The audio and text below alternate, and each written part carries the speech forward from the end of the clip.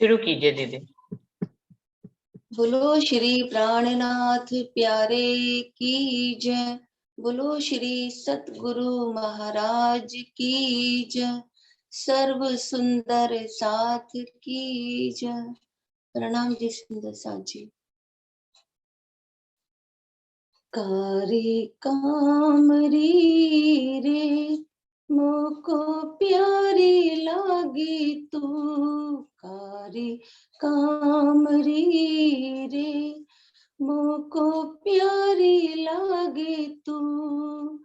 सब सिंगार को शोभा देवे मेरा दिल बांध्या तुझसो। सब सिंगार को शोभा देवे मेरा दिल बांध्या तुझसो। कारी कामरी रे मोको प्यारी लागे तू। तू नाम निर्गुण कहा वही सब सरगुण के सिरे। तू नाम निर्गुण कहा वही सब सरगुण के सिरे। सब नग मोती तेरे तले कोई नाही तुझ परे। सब नग मोती तेरे तले कोई नाही तुझ परे। कारी कामरी रे मोको प्यारी लागी तू। कारी कामरी रे।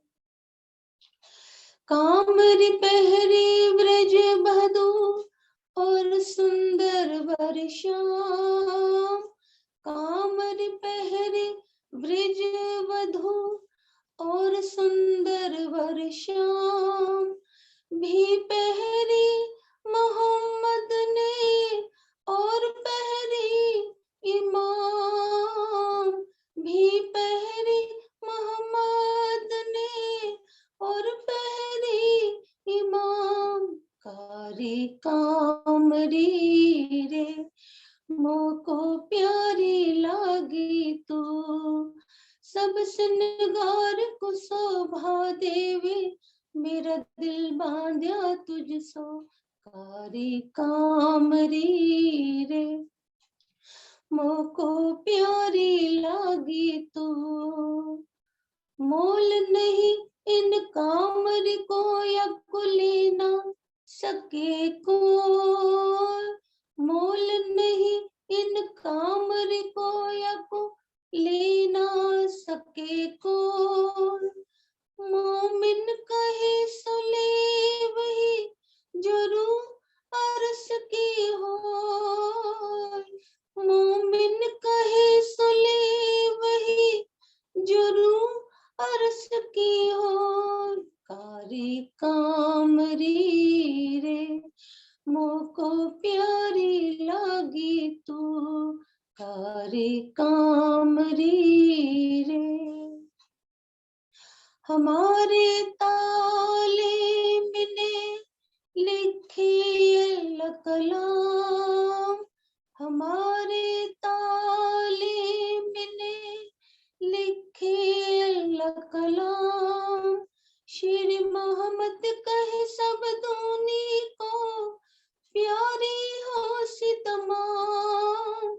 श्री मोहम्मद कहे सब दूनी को प्यारी हो सी तमाम। कारी कामरी रे मोको प्यारी लागी तू। कारी कामरी रे सब सिंगार को शोभा देवी मेरा दिल बांध्या तुझसो। सब सिंगार को शोभा देवी मेरा दिल बांध्या तुझसो। कारी कामरी रे मोको प्यारी लागी तू।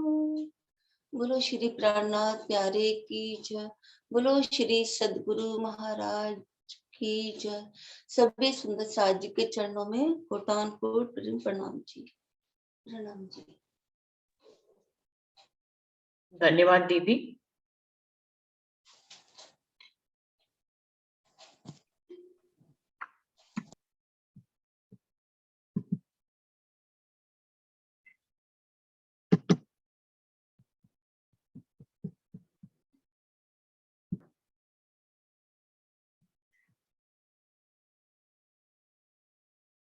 प्रणाम जी सभी सुंदर साथ जी को। शुरू करते हैं सुंदर साथ जी। प्रथम लागू दोई चरण को, धनिये न छुड़ाइयो खीन। लाख तली लालेड़िया, मेरे जीव की ही जीवन। इन पाओ तले पड़ी रहूं, धनी नजर खोलो बातून। पलना वालू निरखु नेत्रे, मेरे जीव के ही जीवन। मेरे जीव के ही जीवन। चर्चा प्रारंभ होत है, सुनो साथ चित दे। भजो राज क्षमा श्री प्राणनाथ, सखी जीवन हमारो है। श्री महामति कहे साथ जी, भया चर्चा का वखत। अब तुम सुनियो चित दे, लाल आगे आए बैठे इन तखत। लाल आगे आए बैठे इन तखत। बोलिए श्री प्राणनाथ प्यारे की जय। बोलिए श्री सद्गुरु महाराज की जय।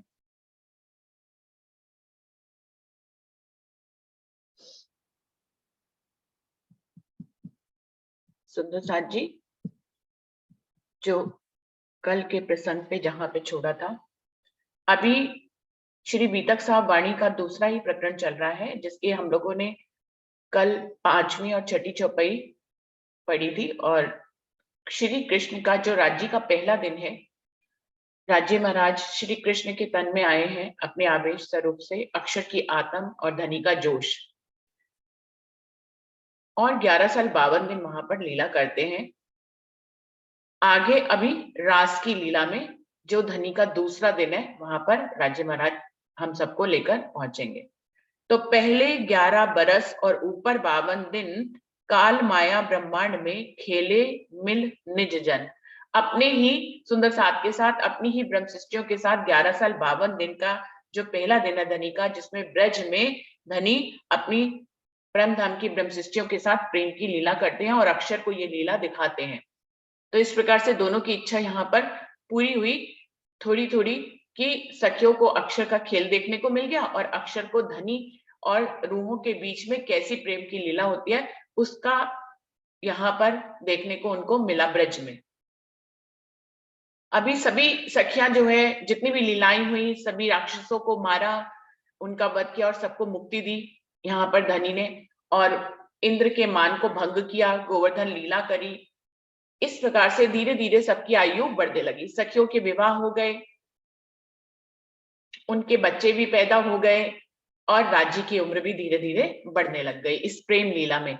जैसे जैसे हम सखियों की आयु बढ़ी, धनी की भी उम्र बढ़ी, समय बीतता चला गया, हमें परम धाम की सुध और अपने संबंध की, जो हमें पहले दिन में हम 16 श्रृंगार करके गए थे, कि हमें लगा कि हमारा धनी से चाहे हमें संबंध की पहचान थी या नहीं थी, फिर भी उनसे कुछ दिल का कनेक्शन लगता था, तो हम 16 श्रृंगार करके गए थे।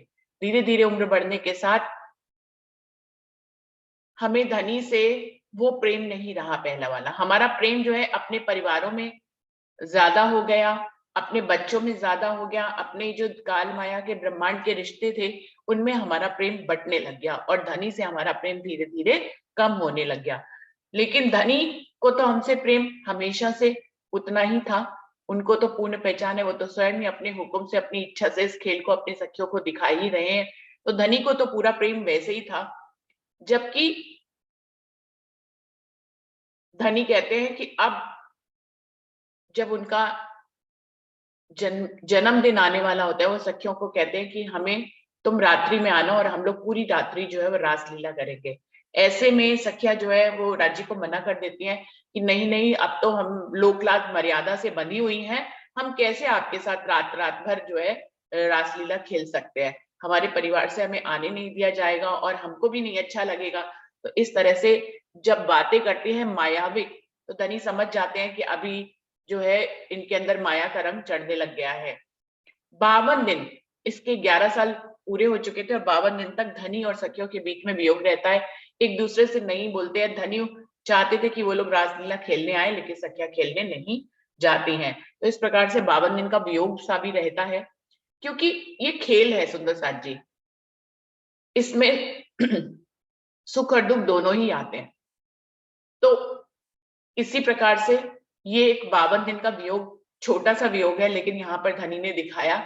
और उसके बाद जो है धनी योग माया के ब्रह्मांड में उनका रास खेलने का उन्होंने विचार किया और योग माया के ब्रह्मांड में जाकर वहीं से ही उन्होंने बांसुरी बजाना शुरू करी, जिसका वर्णन हमारे तारतम्यवाणी में सबसे पहला ग्रंथ जो है वो रास के रूप में है।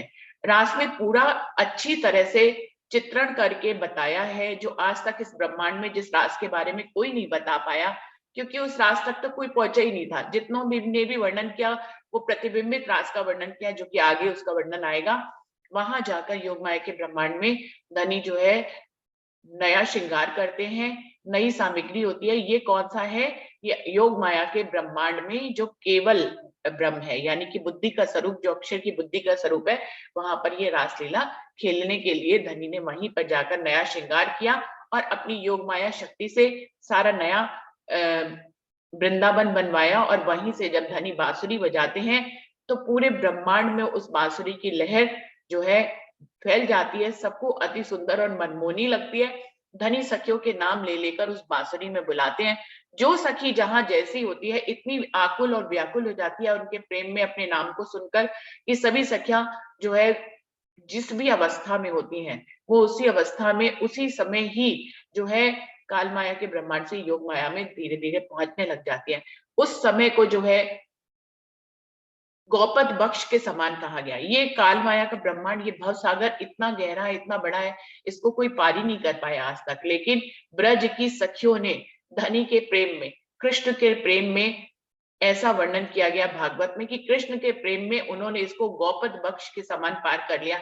यानी कि गाय के बछड़े, गाय का जो बच्चा होता है बछड़ा, उसके पैर में जो छोटा सा गड्ढा होता है, उसके समान उन्होंने उसे समझा और एक पल में पार कर लिया। यानी कि एक स्टेप इधर और दूसरे स्टेप में वो योग माया के ब्रह्मांड में पहुंच गई।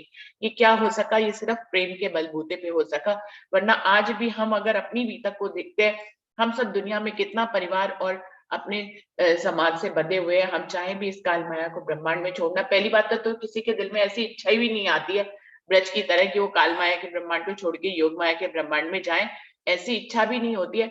और अगर इच्छा हो भी जाए तो इतने सारे बंधन होते हैं कि उन सबको तोड़कर काल माया के ब्रह्मांड से आगे जाना तो बहुत ही असंभव होता है। लेकिन ब्रज की सुंदरियों ने उसको प्रेम से एक पल में ही पार कर लिया, जिसमें कुछ सखियां जो थी वो तो बहुत तेजी से योग माया के ब्रह्मांड में पहुंच गई। कुछ ने श्रृंगार भी किया, लेकिन आधा अधूरा श्रृंगार किया। कान का कुंडल पहना, कभी नहीं पहना, एक आंख में काजल लगाया कि नहीं लगाया। लेकिन जो लोग जिस अवस्था में थी सखियां, उसी अवस्था में वो योग माया के ब्रह्मांड में पहुंची। जिनको स्वात्सियों करके कहा गया है, वो सखियां जो है वो लोक लाभ मर्यादा में थोड़ी सी बंधी हुई थी, वो नहीं जा पाई। उनको उनके परिवार वालों ने रोका, तो ऐसे में उन्होंने तन छोड़कर वो योग माया के ब्रह्मांड में चली गई। इसी प्रकार से 3 स्वभाव की सखियां जो बड़ी तेज और जल्दी निर्णय लेती हैं और तुरंत ही धनी के प्रेम पे नछावर रह जाती है, उनको तामसी सखिया कहा गया। राजसी जो श्रृंगार करती हैं और धनी के प्रेम से बंधी हुई उनको राजसी, और जो थोड़ा सा लोकलाज मर्यादा में होती हैं उनको स्वात्सी सखिया का स्वभाव दिया गया है। यहाँ पर परम धाम में राजसी स्वात्सी कोई भी सखी नहीं है, ये सब कुछ यही इस ब्रह्मांड में उनके स्वभाव के अनुसार कहा गया। सभी योग माया के ब्रह्मांड में पहुंच जाते हैं। अभी क्या होता है वहां पर? ता पीछे आए रास में इंद्र योग माया जागृत, तहां विरह विलास दो देख के फिरे इत्र। योग माया के ब्रह्मांड की लीला का जो रास है, पूरा वर्णन है तारतम्यवाणी में कि किस प्रकार सखियां जाती हैं और धनी उनकी परीक्षा लेने के लिए उनको कहते कि अरे इतनी रात्रि में तुम लोग कैसे आ गई? तुम्हारे तो परिवार वाले तुम्हारा इंतजार कर रहे होंगे, तुम यहाँ क्यों आई हो? जाओ अपने परिवार में वापस जाओ। और बहुत से उदाहरण उनको देते हैं कि पति यदि लूला हो, लंगड़ा हो, पांगला हो, बहरा हो या उसमें किसी भी प्रकार का खोट हो, तो ऐसे पति को जो है कुल वधवा नारी उनको छोड़कर नहीं आती है।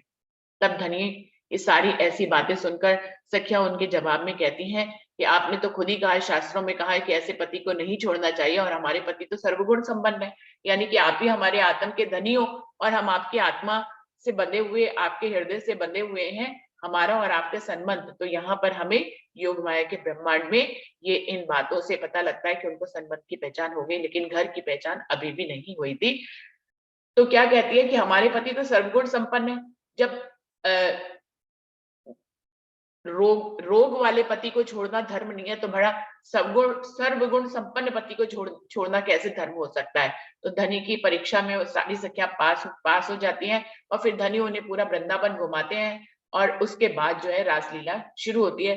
प्रेम की वो अभन्न लीला, जिसको कालमाया के ब्रह्मांड में ना तो किसी ने उसको जाना ना पहचाना, और अगर किसी को आज भी उस रासलीला का वर्णन करके बताए भी हम तारतम वाणी से, तो किसी को वो समझ में नहीं आती है। उसमें जो गहरा प्रेम है, उस प्रेम को हम कालमाया के ब्रह्मांड में घटाकर उतनी शुद्धता और उतने ही गहरे भाव से उसको समझ नहीं पाते हैं, जो प्रेम रास में धनी ने रूहों के साथ किया। इस समय 12,000 रूहों के साथ राज्य का जो रासलीला हुई, उसमें एक एक तन में दो दो ईशु षष्ठी भी विराजमान थी। एक प्रसंग जरूर जो है ब्रज में घटित हुआ था कुमारिका सखियों का। कुमारिका सखियां जो 24,000 ईशु षष्ठी हैं, अक्षर की सुरताएं हैं, वो भी सखियों के साथ रहा करती थी, इसलिए उन्होंने भी उस प्रेम को देखा, धनी और सखियों के प्रेम को। तो उन्होंने भी कार्तिक का व्रत रखकर इस धनी से इस लीला को उनके साथ भी हो, इसका जो है वरदान मांग लिया था। तो धनी ने भी उन ईश्वर षष्ठी को ये वरदान दिया था कि तुम्हारे साथ भी प्रेम की लीला, ऐसी ही रास की लीला होगी। तो अभी क्योंकि अक्षरातीत का संबंध सिर्फ 12,000 ब्रह्मशिष्टियों से है, ईश्वर षष्ठी के साथ ऐसा संबंध नहीं है कि उनके साथ प्रेम की लीला कर सके। तो इसलिए वो एक तन में उस प्रेम की लीला को उन्होंने, ईश्वर षष्ठी ने ब्रज में भी देखा, और रास की लीला में भी एक तन में दो दो ईश्वर षष्ठी थी। 12,000 के अंदर 24,000 विराजमान हुई। उन्होंने यहाँ पर भी प्रेम की लीला को देखा। अक्षर भी तो प्रेम की लीला को देख रहा है, और अपनी सुरताएं भी उसकी प्रेम की लीला को देख रही हैं इस योग माया के ब्रह्मांड में और काल माया के ब्रह्मांड में। ब्रज और रास दोनों लीलाओं में अक्षर ब्रह्म और उसकी सृष्टि, ईश्वर सृष्टि, इस प्रेम की लीला को देख रही है दृष्टा बनकर, चाहे वो ब्रज लीला हो चाहे वो रास लीला हो। और वो अक्षर भी देख रहा है, उसकी सुरताएं भी देख रही हैं, लेकिन लीला राज्य और रूहों के बीच में हो रही है। तो इस प्रकार यहाँ पर रास लीला संपन्न होती है। जब पूरी रास हो जाती है, बहुत से उसमें प्रसंग हैं, बहुत से धनी की प्रेम भरी लीलाएं हैं। कभी हाथ पकड़कर घूमने की लीला है, कभी भागने की लीला है, अनंत लीलाएं हैं जो रास में वर्णन की गई हैं। इस अनंत लीलाओं को देखने के लिए चांद, सूरज, वहां की धरती सब विद्यमान रहते हैं इस रास लीला को देखने के लिए, और सब एकटक निहारते हैं। कोई भी असर, कोई अपनी सुधि को भूल चुका होता है। इधर काल माया ब्रह्मांड, जैसे ही सखियां योग माया के ब्रह्मांड में पहुंचती है, काल माया ब्रह्मांड का धनी अंत कर देते हैं। यहाँ पर महाप्रलय हो जाती है, वो ब्रह्मांड वहीं का वहीं खत्म हो जाता है। लेकिन अभी सुंदर साथ जी, जब दोबारा से ये ब्रह्मांड शुरू होगा, तो एक ब्रह्मांड खत्म होकर दूसरा शुरू हो रहा है, ये किसी को पता नहीं चला। आज दिन तक किसी को नहीं पता। अगर आप किसी को बताएं कि 11 साल 52 दिन के बाद कृष्ण का जो तन चल रहा है, 11 साल 52 दिन के बाद महाप्रलय हो जाती है, और 11 साल 53वें दिन से दोबारा से ब्रह्मांड बना है, एक नया ब्रह्मांड बना है, तो आज भी कोई दुनिया नहीं मानती है सुंदर जी। आप किसी को भी बता के देख लीजिए, किसी को भी आज दिन तक नहीं पता, सिवाय तारतम वाणी के। जब तक तारतम वाणी ने आज ये भेद खोल भी दिया है, इसको पढ़ने के बाद सिर्फ जो इसको जानते हैं, बीतक को पढ़ते हैं, वही सिर्फ इस भेद को जानते हैं कि 11 साल 53वें दिन से नया ब्रह्मांड बना है। 11 साल 52 दिन और 11 साल 53वें दिन के बीच में एक ब्रह्मांड खत्म हो गया था, ये नया बना, नया जीव आया, नया कृष्ण आया, किसी को भी नहीं पता। शक्ति भी बदल गई, लेकिन जो पूरे भागवत में वर्णन है, जहां जहां कृष्ण की लीलाओं का वर्णन है, जितने भी सीरियल बने हैं, किसी में भी ये नहीं दिखाया कि जो है एक ब्रह्मांड प्रलय हो गया। वो कृष्ण की आयु को जो है 11 साल 52 दिन के बाद भी बिल्कुल वैसे ही जोड़ते चलते हैं। अगर हम देखें ब्रह्मांड के हिसाब से तो वो यहाँ से पहला दिन फिर से 11 साल 52 दिन बाद एक कृष्ण का इधर महाप्रलय हो गया, और 11 साल 53वें दिन से जो शुरू करा है ये एक नए कृष्ण है, ये नया विष्णु का जीव है, इसमें नई शक्ति आई है, ये हमें मालूम है।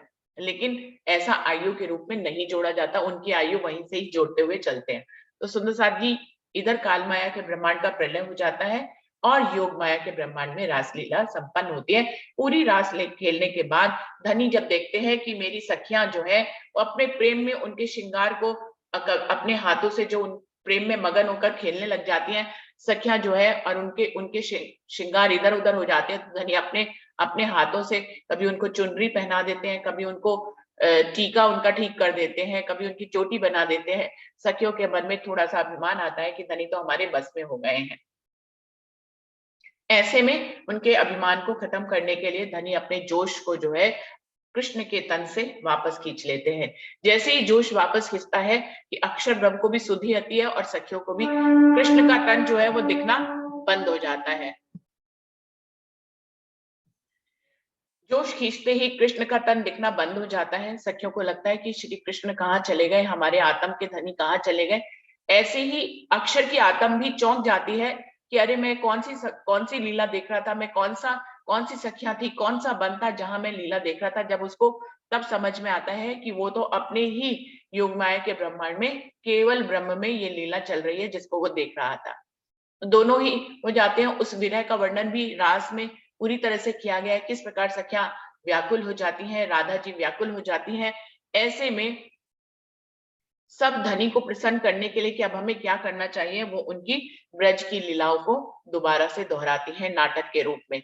और इस प्रकार कोई सखी अकासुर, कोई बकासुर, कोई पूतना, कोई जो है नंद बाबा, कोई यशोदा बनकर, कोई ग्वाल वाल, कोई गोपियां बनकर जो है धनी को रिझाने की दोबारा से लीला शुरू करते हैं। और ऐसे में फिर धनी जो है दोबारा से प्रकट होते हैं। जैसे ही इंद्रावती सखी बांसुरी बजाती है, धनी की बांसुरी बजाती है कृष्ण बनकर, तुरंत ही धनी उसकी बांसुरी के साथ ही दोबारा से प्रवेश करते हैं। उस स्वरूप को भजनानंद स्वरूप कहा गया। तभी इस लीला में दोबारा से राज्य आ जाते हैं और फिर सबको अनंत रास लीला का वर्णन, अनंत रास लीला खेली जाती है, जिसको यहाँ की बुद्धि से समझना मुश्किल होता है। उस रासलीला को खेलते खेलते सखियां जो है, इंद्रावती जी भी बहुत से खेल राज्य के साथ खेलती है और सखियां भी मिलकर राज्य के साथ बहुत से खेल खेलते हैं। सखियां इतनी व्याकुल हो जाती हैं धनी के प्रेम में कि धनी को अनंत रूप धारण करने पड़ जाते हैं। तो रास में अनंत रूप धारण करके वो हर सखी के साथ एक कृष्ण के रूप में यहाँ पर रासलीला खेलते हैं। रासलीला खेलने के बाद सब स्नान की लीला होती है। सब सखियां यमुना जी में स्नान करती हैं, धनी को स्नान कराते हैं। स्नान करने के बाद जब भोजन की लीला होती है और उसके बाद पान बीड़े की लीला के बाद सब सखियां जो है, जब धनी उनसे पूछते हैं कि तुमको ब्रज से रास में जब तुम आई तो तुम्हें रास मंडल कैसा लगा, ये मैंने तुम्हारे लिए ही नया रास मंडल बनाया है। तो सखियां कहती हैं ये बहुत सुंदर था धनी, यहाँ पे हमने जो प्रेम का अनुभव किया वो बहुत ही सुंदर था। लेकिन धनी इसमें जो आप हमसे दूर हुए उस विरह का भी हमें यहाँ पर अनुभव हुआ, हमें दुख हुआ उस विरह का।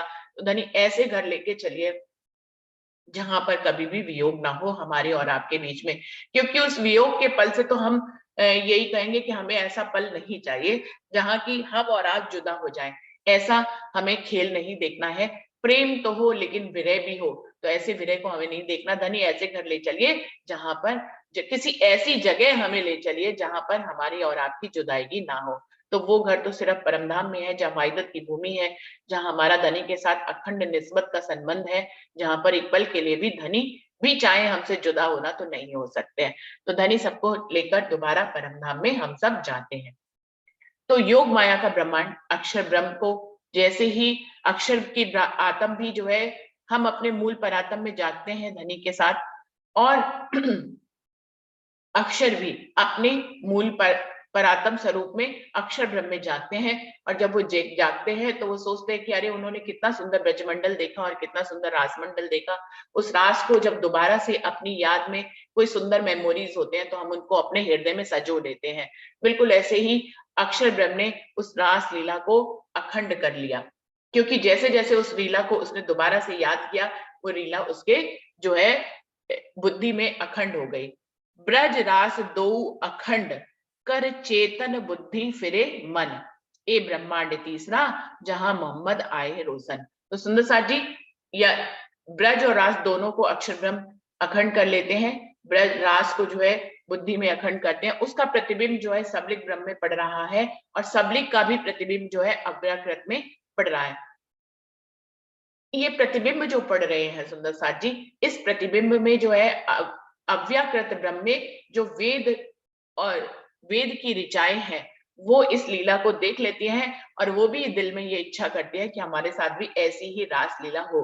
तो उनकी भी इस इच्छा को जो है प्रतिबिंब वाले कृष्ण जो है वो स्वीकार कर लेते हैं। सुंदर साथ जी जब दोबारा ब्रह्मांड बनेगा तो यहीं से हमको इस लिंक को समझना चाहिए कि अक्षर तो इस ब्रह्मांड को दोबारा से बनाएंगे, क्योंकि ये जो ब्रह्मांड बनेगा वो अक्षर की सुरता का ब्रह्मांड बनेगा।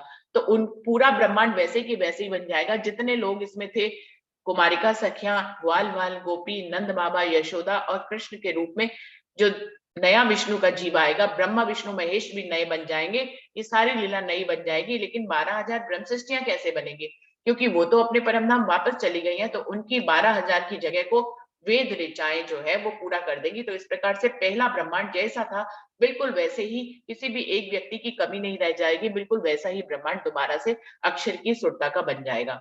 तो ब्रज और रास दोनों अखंड हो गई उनके हृदय में और बुद्धि में। और फिर जो है इधर ब्रह्म सृष्टियां जो है दोबारा से कहती हैं कि जब परम धाम जाती हैं तो इश्क में आ जाती हैं, जब इश्क में आती हैं तो वहां पे दुख होता नहीं है, दुख की सारी बातें भूल जाते हैं। जब हम दुख में होते हैं, इस काल माया के ब्रह्मांड में होते हैं, तो हमें दुख ही दुख दिखाई देता है। लेकिन परम धाम में इस दुख को देखने के बाद भी जो थोड़ा सा 52 दिन का दुख जो है उन्होंने ब्रज में देखा, और रास में भी उन्होंने धनी के विरह का जो सुख देखा उसको तुरंत भूल गई परम धाम में जाकर। और कहती है कि अरे तुमने तो बहुत बड़ी बड़ी बातें करी थी कि हम तो बिल्कुल तुम्हें भूल जाएंगे, हम तो तुम्हें भूले ही नहीं। तो धनी की अभी रूहों की इच्छा बाकी रह गई थी, तो उसको दिखाने के लिए धनी अभी उनको फिर से लाएंगे। जब धनी देवचंद जी इस धरती पर आएंगे आवेश स्वरूप को लेकर राज्य के, तब उनके साथ जो है रू अल्लाह के साथ, श्यामा मरानी के साथ हम रूहें भी दोबारा इस काल माया के ब्रह्मांड में आएंगी। उसके पहले ये जो परम धाम जाके जितनी भी सखियों और रूहों की धनी से जो वार्तालाप हो रही है, उधर इतने व्यर्थ व्यतीत हो जाएंगे। सुंदर साथ जी क्या होता है, सखिया तो मूल परात्म में जागृत हो जाती हैं, अक्षर ब्रह्म जो है ब्रज और रास को अखंड करके फिर दोबारा से इस काल माया के ब्रह्मांड को उनकी अपनी सुरता से इसको बनाते हैं। अब ये ब्रह्मांड कहां से शुरू हो गया सुंदर साथ जी, जो भागवत में भी वर्णन नहीं आया, पूरे ब्रह्मांड के किसी शास्त्रों में वर्णन नहीं आया। ये 11 साल 53वें दिन से ये दिन शुरू होता है। बिल्कुल ब्रज में वैसे ही सुबह होती है जैसे कि हमेशा हुआ करती थी, वैसे ही कृष्ण थे, लेकिन ये नए विष्णु के जीव के साथ है। पहले विष्णु का जीव तो अखंड हो गया हृदय में, उनकी बुद्धि में जो है हृदय में और बुद्धि में अखंड हो गए अक्षर के। जो पहले वाले ब्रज का स्वरूप थे वो विष्णु भगवान, जो आगे जाकर हमें पता लगेगा कि जो बाल स्वरूप में अखंड हुए हैं बाल मुकुंद जी और बाके बिहारी, तो विष्णु के जीव यहाँ पर अखंड हो गए हैं, जो आगे जाकर कहेंगे कि उन्हीं के कारण हम अखंड हुए, इसलिए हमारी सेवा उनको मूर्ति ना दी जाए धनी देवचंद जी को पूजन करने के लिए। तो ये बाल मुकुंद जी हैं। अभी जो ब्रह्मांड शुरू हुआ है इसमें 11 दिन की लीला करेंगे। इसमें जो कृष्ण के अंदर शक्ति आ रही है वो गोलोकी शक्ति है, जिसके बारे में कल पता नहीं मैंने बताया, ये ब्रज की लीला बताई। सुंदर साथ जी जो तीन कारज कारण बताए थे कि तीनों ब्रह्मांड में कारज कारण बनाए हैं धनी ने इस ब्रह्मांड को बनाने के लिए। तो परम धाम का कारज कारण तो मूल मिलावे की वितक में आ गया कि धनी दोनों को अक्षर को प्रेम की लीला और धन सखियों को अक्षर की लीला दिखाना चाहते थे। और योग माया के ब्रह्मांड में जो कारज कारण उत्पन्न हुआ वो ब्रजा सखी और राधा जी के बीच में ये उनको द्वारपाल बना के जो भेजा था श्री दामा को, वो यहाँ पर कंस बनकर आएंगे। तो यहाँ पर फिर दोबारा से जो काल माया का ब्रह्मांड शुरू हुआ, इसमें 11 दिन की लीला योग गोलोकी शक्ति के माध्यम से होती है, जिसमें पूरा ब्रह्मांड जो मैंने बताया बिल्कुल वैसे का वैसे ही बन गया। किसी को भी ये सुध नहीं हुई। सुबह जो सखियां जागती हैं, चाहे वो वेद ऋचाओं के रूप में होती है, ये तो हमें वाणी के माध्यम से मालूम है, या कुमारिका सखियां होती हैं, उन सबको किसी को पता ही नहीं रहता है कि बीच में ब्रह्मांड का लय हो गया। उनको वहीं से वहीं समझ में आता है कि वही दिन चल रहा है। और उसके बाद धनी जो है वेद ऋचाओं और 24,000 ईश्वर सृष्टि के साथ रास की लीला संपादित करते हैं, जो एक 6 महीने की रात्रि कही गई है। उस 6 महीने की रात्रि में फिर से जो है गोलोकी शक्ति के द्वारा रास लीला खेली जाती है, जिस रास लीला को यहाँ का ब्रह्मा विष्णु महेश भी सुनते हैं। उस रास लीला को का भी रस जो है वो छन छन कर पूरे ब्रह्मांड में उसकी ध्वनि सुनाई देती है, और उस ध्वनि को सुनकर सभी मंत्रमुग्ध हो जाते हैं। तो 7 दिन जो है गोकुल में और 4 दिन मथुरा में ये गोलोकी शक्ति करती है, क्योंकि गोलोकी शक्ति को ही कंस को का वध करने का अधिकार है। यहाँ के विष्णु भगवान उनका वध नहीं कर सकते हैं, क्योंकि वो गोलोक की शक्ति से ही कंस इस दुनिया में आए हैं, जो राक्षसी प्रवृत्ति के हैं, वो श्री दामा है। उस कंस का वध करने के लिए ही 7 दिन तक वेद ऋचाओं ईश्वर सृष्टियों के साथ राजी महाराज गोलोकी शक्ति की लीला होती है, प्रेम की लीला होती है, और 6 महीने की रात्रि भी रास के रूप में खेलते हैं। और उसके बाद जब कंस का वध करने के लिए वो मथुरा की तरफ जाते हैं, कंस का वध करते हैं, गोलोकी शक्ति कंस का वध करती है, और फिर जो है वसुदेव और देवकी को बंधनों से मुक्त करते हैं। दोबारा से जो है अग्रसेन जी जो कंस के पिता थे, जिनको बंदी बना लिया था कंस ने, उनको फिर से उनका राज्य सौंप देते हैं, और वहां पे कुबला फिर हाथी का भी संहार करते हैं, चांडुल मुस्टक राक्षसों का भी संहार करते हैं। ये सारी लीला जो है वो 4 दिन में होती है, जो मथुरा में होती है। और उसके बाद जो है, क्योंकि योग माया के ब्रह्मांड की शक्ति जो आई है, उसका काम पूरा हो गया है यहाँ पर। उसको जो उन्होंने 2 वादे किए थे ईश्वर सृष्टि के साथ, और जो है वेद ऋचाओं को जो वादा किया था, उस वादा को पूरा करते हैं, उनके साथ भी रासलीला हो जाती है। और जो कंस का वध करने की बात थी, क्योंकि उसका अत्याचार बहुत बढ़ गया था, उस अत्याचार को खत्म करने के लिए उन गोलोकी शक्ति को आना ही था। तो वो उनका भी कंस का वध करके, उनका जो माता पिता थे उनको बंधनों से मुक्त करके, इस प्रकार से उनकी जो लीला थी, जो उनके काम करने थे, वो 11 दिन में अपने पूरे करके, फिर जब जो है वो यमुना जी में स्नान करते हैं, तो अपने बागा वस्त्र उतार देते हैं। उसी के साथ ही गोलोकी शक्ति जो है वो कृष्ण के तन से चली जाती है, और वहां से जो है विष्णु भगवान की 112 वर्ष की लीला जो है वो शुरू हो जाती है। तो ये है त्रिधा लीला सुंदर साथ जी, जिसमें एक लाइन में अगर त्रिधा लीला को कहें तो 11 साल 52 दिन में, जिसमें धनी का आवेश स्वरूप अक्षर की आत्म और धनी के जोश के साथ लीला होती है। ये परम धाम की ब्रह्म सृष्टियों के साथ धनी की लीला है। 11 दिन की जो लीला होती है, जिसमें 7 दिन ब्रज में, 4 दिन मथुरा में जो लीला होती है, जिसमें कंस का वध किया जाता है, ये गोलोकी शक्ति के द्वारा होती है। कृष्ण का तन तो विष्णु का ही तन है, लेकिन उसके अंदर शक्ति गोलोकी शक्ति आती है।